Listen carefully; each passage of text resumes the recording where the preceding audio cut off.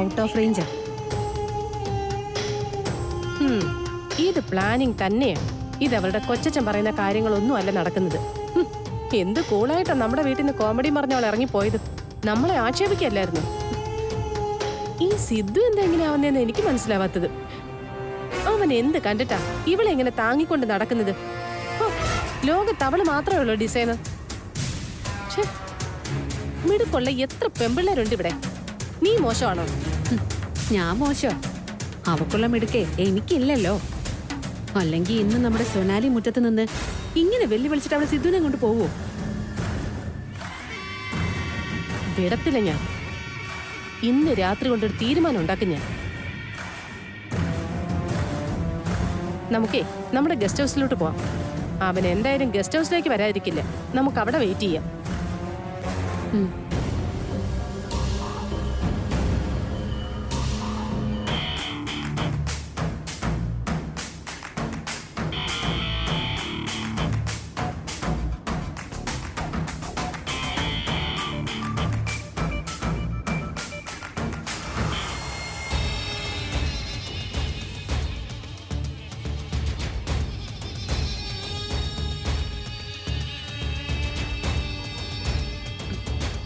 മധുവേട്ടാ, ദേ നമുക്കിത് ഇപ്പൊ തന്നെ ആമിനോട് പോയി പറയാം.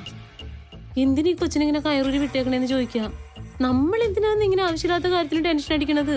ആമി തന്നെ പോയി വിളിച്ചിറക്കി കൊണ്ടുവന്ന് ചോദിക്കട്ടെ. എന്നിട്ട് ഓഫീസിൽ പോകുന്ന അങ്ങ് നിർത്തട്ടെ. മണ്ടത്തരം പറയാതെ പ്രഭേ. എന്ത് മണ്ടത്തരം ഞാൻ പറഞ്ഞത്? നിങ്ങളൊക്കെ കാണിച്ചു കൂട്ടണതാ മണ്ടത്തരം.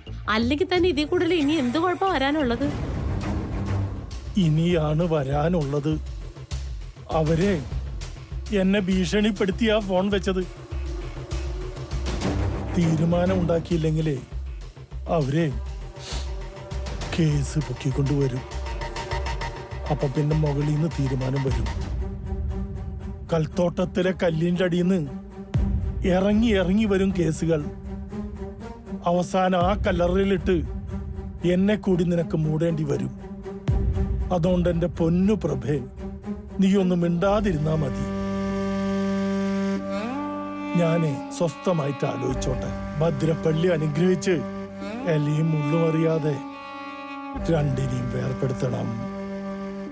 എന്റെ ഭദ്രപ്പള്ളി തിരുമേനി.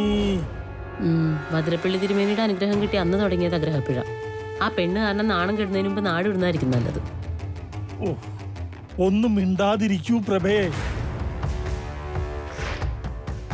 എന്റെ തലയിലെ ഒരു വെള്ളി വെളിച്ചം ഉദിച്ചിട്ടുണ്ട്. എന്റെ ഭാരമോനെ, നീയായിട്ട് ഈ കൊച്ചച്ഛനെ ഒന്ന് അനുഗ്രഹിച്ചേക്കണേ.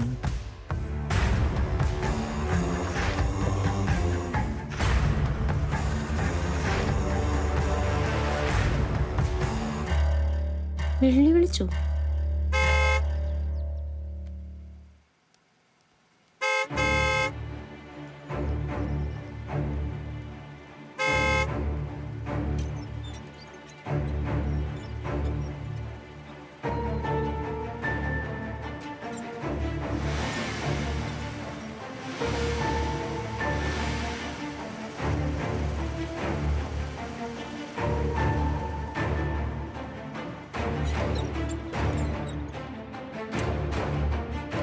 ഷിബു, സിദ്ധു ഇങ്ങോട്ട് അങ്ങനെ വന്നിരുന്നില്ല.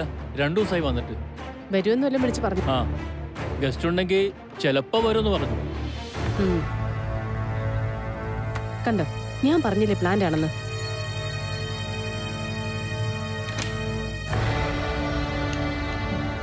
ആ ശിവ, ഞാൻ നമ്മുടെ ഗസ്റ്റ് ഹൗസിലോട്ട് വന്നു. ഏയ് ഇല്ല, അവൻ ഇതുവരെ വന്നിട്ടില്ല. ഗസ്റ്റ് ഉണ്ട്, ഈവനിങ് വരുമെന്ന് സെക്യൂരിറ്റി ഷിബുവിന്റെ അടുത്ത് പറഞ്ഞിട്ടുണ്ട്. നിങ്ങൾ നോക്കിക്കും, അവള് താലി ഇട്ടോണ്ട് ഇങ്ങോട്ട് വന്ന് കേറും. ഇല്ല, അവളുടെ വർത്തമാനത്തിൽ നിന്ന് എനിക്കങ്ങനെ തോന്നിയത്. ഇല്ല ശിവ, ഞാൻ ജീവിച്ചിരിക്കുന്നിടത്തോളം നടക്കില്ല. ഞാനാ പറയുന്നേ. മുന്നൂനെ വിഷമിപ്പിച്ചോണ്ട് ഈ അപർണ സിദ്ധുവിന്റെ കൂടെ ജീവിക്കാൻ നമ്മൾ ആരും സമ്മതിക്കില്ല. എന്താ മമ്മിയോ? മമ്മി അവർക്ക് ഭയങ്കര സപ്പോർട്ടല്ലേ. ഇതിനൊരു തീരുമാനം ഉണ്ടാക്കാതെ സൊണാലി ബംഗ്ലാവിലേക്ക് കാല് കുത്തില്ലാന്ന് ഞാൻ മമ്മിയുടെ മുഖത്ത് നോക്കി പറഞ്ഞിട്ടാ ഞാനും മുന്നും അവിടെ നിന്ന് ഇറങ്ങി പോന്നത്. പപ്പയോ? പപ്പ അറിയട്ടെ. പപ്പയും ശിവയും കൂടെ വന്നിട്ട് നിങ്ങൾ എല്ലാവരും കൂടി ഒരു തീരുമാനം ഉണ്ടാക്ക്. എന്റെ മമ്മിയുടെ അടുത്ത് ഞാനും മുന്നും വിളിച്ച് പറഞ്ഞിട്ടുണ്ട്. മമ്മി ഇങ്ങോട്ട് വരാമെന്നും പറഞ്ഞിട്ടുണ്ട്. ഇല്ലില്ല, മമ്മിയുടെ ഈ കാര്യങ്ങളൊന്നും പറഞ്ഞിട്ടില്ല. നാണം കെട്ട കാര്യങ്ങള് എന്റെ മമ്മിയോട് വിളിച്ച് പറയാൻ പറ്റുമോ? മുന്നുമായിട്ടുള്ള കല്യാണത്തിന്റെ കാര്യത്തിൽ ഒരു തീരുമാനം ഉണ്ടാക്കാനാ ഇങ്ങോട്ട് വരാൻ പറഞ്ഞത്. ദേ, ശിവയുടെ മമ്മി വിളിക്കുന്നുണ്ട് കേട്ടോ. വിളിക്കട്ടെ. ശരിക്കും ഉടക്കിട്ടാ ഞാൻ ഇങ്ങോട്ട് വന്നത്. ശരി, ഞാൻ വിളിക്കാം.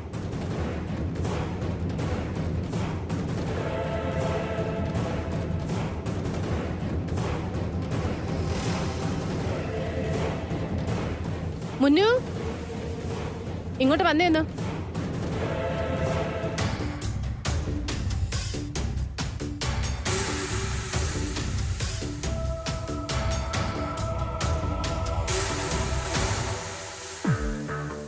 ആമിയായി, മണി 6:30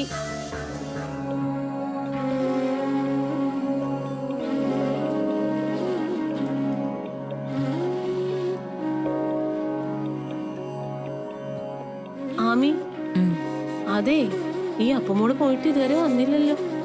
ഈ എക്സിബിഷൻ കുറെ സമയം എടുക്കൂ? ലേറ്റ് ആവുമെന്ന് വിളിച്ചു പറഞ്ഞായിരുന്നു. ആമി, എന്റെ മധുവേട്ടാ. ആമി, അയ്യോ ആമി, ആമി, ആമി ഇങ്ങോട്ടൊന്ന് വന്നേ. ദേ, എന്ത് ശബ്ദം? എന്ത്? പാലുവിന്റെ ശബ്ദം. നിനക്ക് തോന്നുന്നതാ വെറുതെ. ആമി ഒന്ന് പെട്ടെന്ന് കേറി വന്നേ. അയ്യോ, അല്ല, തോന്നുന്നതല്ല. വാ. ആമിയേ, ഒന്ന് പെട്ടെന്ന് വന്നേ. ആമി, അവന്റെ മുറിന്നാ കേൾക്കുന്നത്. ആമി, ആമി, എനിക്ക് പേടിയാവുന്ന. ആമി, ആമിയേ, ദേ ആമീനെ വിളിക്കുന്നു. ആമി കേറി വന്നേ. അയ്യോ, സൂക്ഷിച്ചു പോവാമി. അയ്യോ, ദേ ഡോറ് തുറന്നു നടക്കുന്നു. ആമി, ഓ, ഈ ആമി ഇത് എവിടെ പോയി കിടക്കുക? ആമി, ആമി പതുക്കെ സൂക്ഷിക്കണേ. ഒന്ന് പെട്ടെന്ന് കേറി വന്നേ. അയ്യോ, ദേ റൂം തുറന്നു നടക്കുന്ന. എന്തുവാ നോയിക്കൊണ്ടിരിക്കുന്ന? വാ. ഈ വീട്ടിലൊരാളെ വിളിച്ച ഒരു സ്ഥലത്തും കാണത്തില്ല. ഓ, ആമി,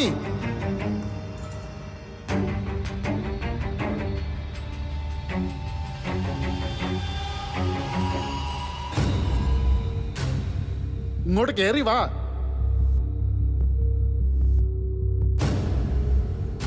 ഉത്തരവാദിത്തപ്പെട്ട ആരുമില്ല ഈ വീട്ടിൽ. കല്യാണം കഴിഞ്ഞിട്ട് 4 മാസമായി. ഞാൻ ഒച്ച വെച്ചാൽ ഇവിടെ ആര് കേൾക്കാൻ? എന്തേലും കാര്യം പറഞ്ഞ് ഏൽപ്പിച്ച കേൾക്കാൻ ആളില്ല, കാണാനും ആളില്ല, കേട്ടാലൊട്ടും മറുപടിയുമില്ല. ആമി, ഇത് ബാലുവാണ്. ആ നിപ്പു ശബ്ദമൊക്കെ കേട്ടോ? കടയിലെ ബിസിനസ് കൊണ്ട് നടക്കാനും ആളില്ല. എല്ലാത്തിനും നമ്മൾ തന്നെ വേണം. എന്തുവാ ഇത്? എത്ര നേരമായി ഞാൻ വിളിക്കുന്നു. എന്തൊരു കഷ്ടമായത്. എവിടാ കൊച്ചച്ഛൻ്റെ? അയാളോട് ഇങ്ങോട്ടൊന്ന് വരാൻ പറ. കോടതിയിലെ കേസിന്റെ കാര്യത്തിന് നമുക്ക് ഇന്നൊരു തീരുമാനമാക്കണം. ഇനി പൈസ എടുത്താൽ അതങ്ങ് ക്ലോസ് ചെയ്യാൻ കൊച്ചച്ഛനോടങ്ങ് പറയണം. അതിനിയും വെച്ച് താമസിപ്പിക്കേണ്ടതങ്ങ് പറയണം, കേട്ടോ? പാവം കൊച്ചച്ഛൻ എന്നെ സഹായിക്കാനേ വക്കീലന്മാരുടെയും ജഡ്ജിമാരുടെയും ഒക്കെ കാല് പിടിച്ചങ്ങ് നടക്കുക. ഓ, പാവം കൊച്ചച്ഛന് അതിന് യാതൊരു ആവശ്യമില്ലെന്ന് പറഞ്ഞേക്ക്, കേട്ടോ? ആ ആമി, അവള് വന്നില്ലേ ഓഫീസിൽ നിന്ന്? ഇല്ല, അവൾക്കൊന്നും ഓഫീസില്ല. സൺഡേ അല്ലേ? ആ, അതറിയാനാ ഞാൻ വിളിച്ചത്. ഇന്ന് സൺഡേ അല്ലേ? അവളോടെ പോയി. അവള് ഒരു എക്സിബിഷന് പോയതാ. എന്നാ അവൾ ഒരു എക്സിബിഷനും പോയിട്ടില്ല. കള്ളത്തരവാ. അവള് വേറെ ചില വീടുകളിലൊക്കെ കേറി ഇറങ്ങി നടക്കുവാന്നാ ഞാൻ അറിഞ്ഞത്. വീടുകളിലോ? അവളങ്ങനെ കയറി ഇറങ്ങില്ല. ഉണ്ട്. അവൾ അവളുടെ മുതലാളിമാരുടെ വീട്ടിൽ കേറി ഇറങ്ങി നടക്കുക. നമ്മുടെ കുടുംബത്തിന് പേര് ദോഷം ഉണ്ടാക്കാൻ, എന്നെ നാണം കെടുത്താൻ.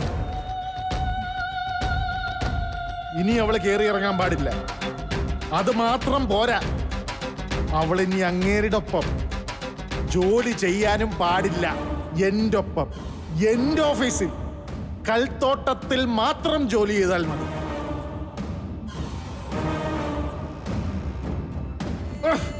പുറത്തിനി ഒരു ഓഫീസിലും വർക്ക് ചെയ്യണ്ട, അല്ലെങ്കിൽ കടല് കടന്നു പോകണം. അങ്ങനെ ചെയ്ത അടുത്തൊരു ഉയർച്ച എനിക്കും നമ്മുടെ കുടുംബത്തിനും ഉണ്ടാകും. അതുകൊണ്ട് ആമി അവളെ പറഞ്ഞ് മനസ്സിലാക്കണം. നാളെ മുതൽ അവൾ സൊനാലി ഓഫീസിൽ പോകാൻ പാടില്ല. റെസിഗ്നേഷൻ ആ കൊച്ചച്ഛന്റെ കയ്യിൽ എഴുതി കൊടുത്തു വിട്ടേക്കണം. കേട്ടോ കുഞ്ഞമ്മേ? ആ വേണ്ട, ഞാൻ പറയുന്നത് അനുസരിക്കാൻ ഭാവമില്ലെങ്കിൽ അനുഭവിക്കാൻ പോകുന്നത് അവൾ മാത്രമല്ല, ആമീൻ ഈ കുടുംബത്തിലുള്ള എല്ലാവരും കൂടിയാ. എല്ലാരും. എന്റെ ശാപവാക്ക് ഒരിക്കലും വേസ്റ്റ് ആവില്ല. ആവില്ല. അങ്ങനെ ജീവിക്കാമെന്നും ആരും വിചാരിക്കണ്ട. കേട്ടോ? ആരും വിചാരിക്കണ്ട. ആരും വിചാരിക്കണ്ട. ഒരാളും ഇവിടെ ജീവിക്കാന്ന് കരുതണ്ട. ഒരാളും ഇവിടെ ജീവിക്കാന്ന് കരുതണ്ട. അയ്യോ എന്റെ മധുവേട്ടൻ, അയ്യോ എന്റെ മധുവേട്ടാ, എന്താ പറ്റിയ? ഇത്ര നേരം ഒരു കുഴപ്പമുണ്ടായിരുന്നില്ലല്ലോ. മറിക്കമ്മി മധുവേട്ടാ, എന്നാ മറികടക്കും? ഈശ്വരാ, മധുവേട്ടാ. ബാലു,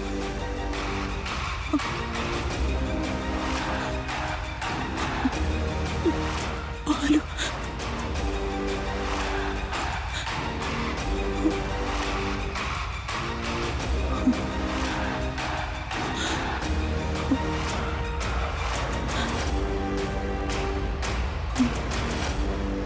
മധുവേട്ടാ, മധുവേട്ടാ, എന്താ പറ്റിയ മധുവേട്ടാ? ആമി എന്റെ മധുവേട്ടൻ, മധുവേട്ടാ, ആമി, ആമി.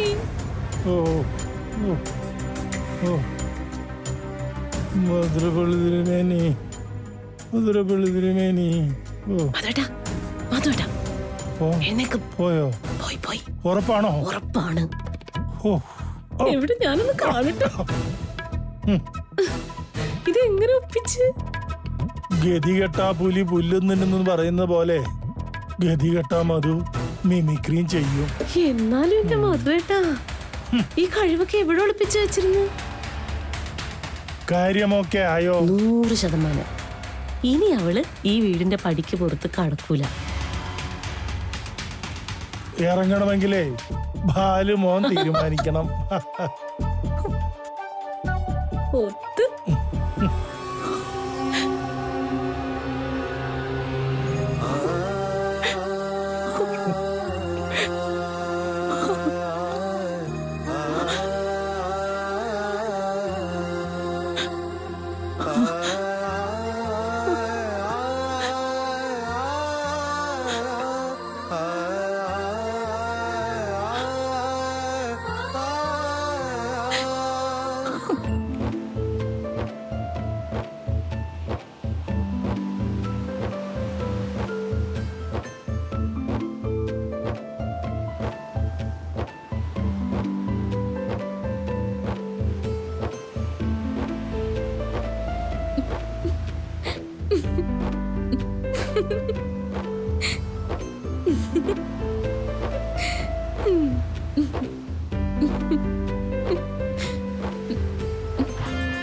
ഇയാളെന്താ ഇത്രയ്ക്കങ്ങ് ചിരിക്കുന്നേ? ചിന്തിച്ചാ ചിരി വരും, ചിന്തിച്ചില്ലേൽ ഒരു കുന്തമില്ല. ഇത്രയ്ക്ക് ചിരിക്കാൻ പാകത്തിന് താൻ ചിന്തിച്ചതെന്താ? സാറിനെ കുറിച്ച് ചുമ്മാ അങ്ങ് ചിന്തിച്ചാ പോരെ, ഒരു ചിരിക്കുള്ള വകയൊക്കെ ഉണ്ട്. താനെന്താ ഉദ്ദേശിക്കുന്നേ? സാറിനെ വല്ല കാര്യം ഉണ്ടായിരുന്നോ? ആ,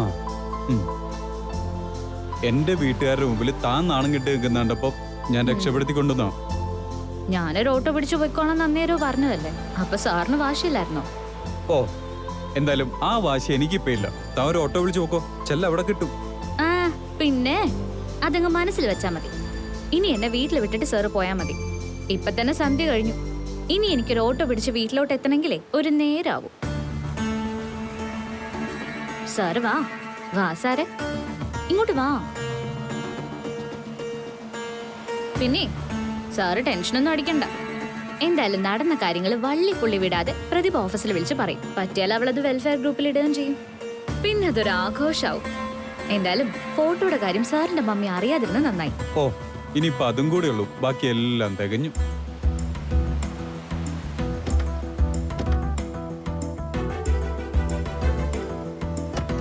ആ ബെൽറ്റ് ഇട്.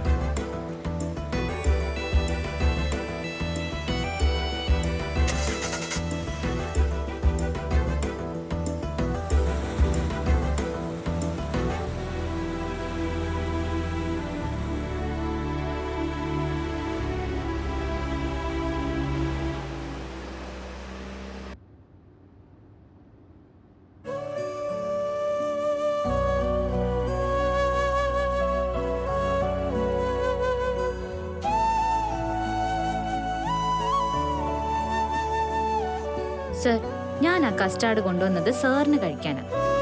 ആമി അത് എന്റെ കയ്യിൽ അതിനാ തന്നുവിട്ടത്. അത് മര്യാദയ്ക്ക് ആ ഓഫീസിലിരുന്ന് കഴിച്ചാ പോരായിരുന്നോ?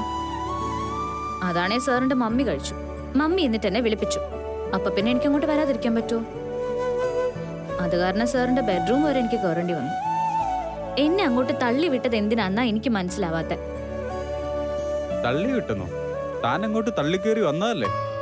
ഓ പിന്നെ, ഞാനെങ്ങനെ ആരുടെയും കിടപ്പുമുറിയിലൊന്നും കയറാറൊന്നുമില്ല. സാറിന്റെ കുഞ്ഞമ്മ കോഫിയും തന്ന് എന്നെ അങ്ങോട്ട് കയറ്റി വിട്ടതാ, കൈ ഒഴിവില്ലെന്നും പറഞ്ഞു. എന്തൊരു സ്നേഹവും വാത്സല്യമായിരുന്നു. എന്നിട്ട് എന്റെ വീട്ടിലെ കുഞ്ഞമ്മ വായാടിയ ആ ചോരയാ എന്റേത്. എന്തൊക്കെ ആക്ഷേപമായിരുന്നു. പക്ഷെ ഇന്ന് എനിക്കൊരു കാര്യം മനസ്സിലായി. എന്റെ വീട്ടിലുള്ളവരെക്കാളും വായാടികളാ സാറിന്റെ വീട്ടിലെ കുഞ്ഞമ്മയും ചേട്ടത്തിയമ്മയും. ഒരു രക്ഷയില്ല. അവരുടെ വായിന്ന് വീഴുന്ന വാക്കുകൾ പോലും സ്വർണ്ണ പതക്കം പതിച്ചാ ഇങ്ങോട്ട് പോരുന്നത്. കഷ്ടം. ഒന്ന് വായടച്ചിരിക്കാവോ?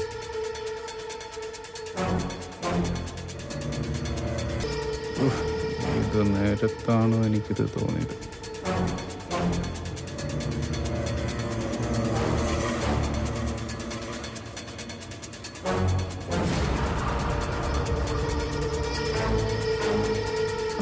സർ, കുറച്ച് പോയിട്ട് ലെഫ്റ്റിലോട്ട് കയറിയ ഒരു ഷോർട്ട് കട്ട് ഉണ്ട്. ഷോർട്ട് കട്ടോ? എവിടുന്ന്? കുറച്ചുകൂടി മുന്നോട്ട് പോയിട്ട് ലെഫ്റ്റ് തിരിയണം. തനിക്ക് വഴിയൊക്കെ കൃത്യമായിട്ട് അറിയൂ? എനിക്കറിയാം, ഞാൻ പറഞ്ഞുതരാം.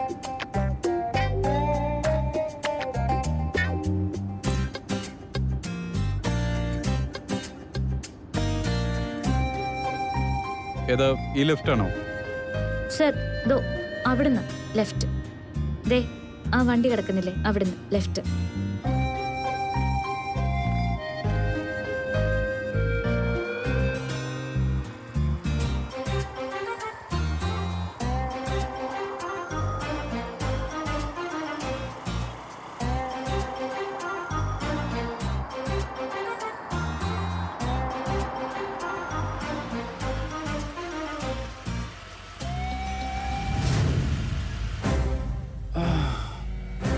ഇവിടെ റോഡ് ബ്ലോക്ക് ആണല്ലോ. അത് പണി നടക്കുമായിരിക്കും സർ. എന്തായാലും തന്റെ ഷോർട്ട് കട്ട് പണിയായി. ഇനി ഇങ്ങോട്ട് തിരിയണം, അതോടെ പറ. സർ, നമുക്ക് ഇതുവഴി ഒരു വഴിയുണ്ടല്ലോ, അങ്ങോട്ട് പോ. അതുവഴി പോയാൽ എന്തായാലും മെയിൻ റോഡ് എത്തും. ഇവിടുത്തെ ഭൂമിശാസ്ത്രം വലുതും അറിയാവോ? ഇല്ല സർ, വണ്ടി എടുക്ക്, നമ്മളവിടെ എത്തും. വണ്ടി എടുക്ക്.